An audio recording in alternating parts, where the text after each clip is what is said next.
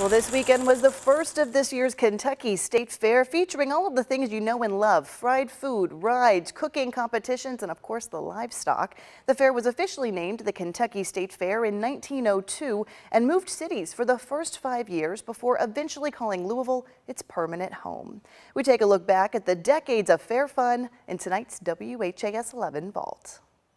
It was 1957, and a big banner welcomed crowds into the Kentucky Exposition Center, the official fairgrounds of the Commonwealth. WHAS 11 cameras captured the thrill of the rides, laughs in the livestock yard, parades and politicians. The layout not all that different from the fair we know today. Well, only a week now, the 1977 Kentucky State Fair will be in full swing again. Just about everybody is looking forward to the festivities, and of course so is our Debbie Dennis show, who's at the fairgrounds with our live action cam. Debbie? Jim, it's pretty empty out here right now. Fast forward 2 decades, our film was in color and crews back out on the ground. As the Midway was constructed from the ground up, the booths put in place, we followed the setup every step of the way. The fair board officials are expecting a lot of people, some 700,000. Our WHAS 11 reporter caught up with some circus performers from Czechoslovakia as they got ready for their big Louisville debut. Tell me, what do you think your horse thinks about being here in Kentucky? Does he like it here? I will ask him. Junior, I like it here? You're not wrong? All right? Yeah, he like it here. He seems to approve. That's good.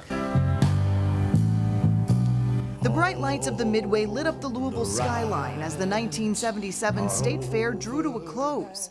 10 years later, 1987, we learned about the fair's busiest day. And it might not be what you're expecting. On Quilt Makers Day on Wednesday, you can hardly get through here. Outside, another fair attraction was drawing crowds.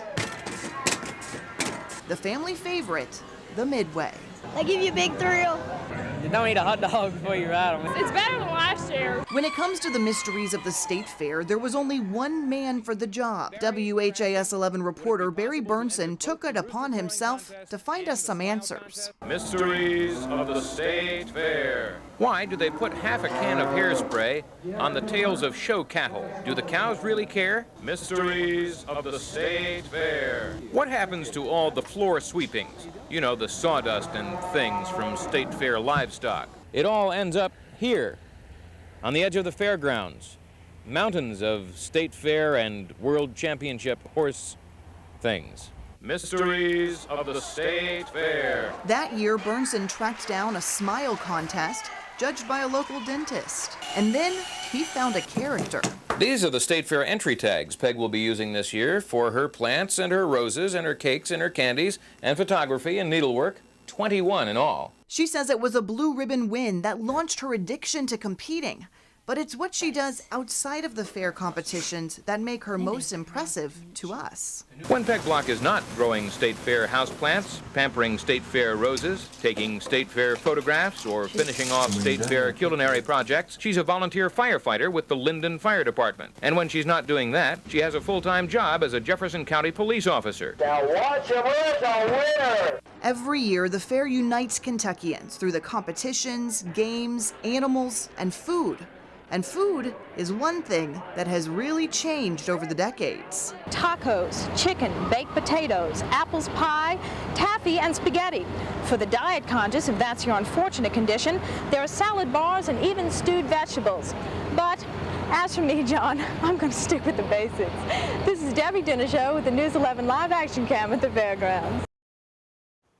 Well, if you're feeling tempted like you just have to go, this year's State Fair runs until Sunday, August 29th at the Kentucky Exposition Center. Remember, every week we dig into our video archives to bring you some of the most fascinating pieces of Kentuckiana's history. You can see Vault segments from weeks past right now at WHAS11.com.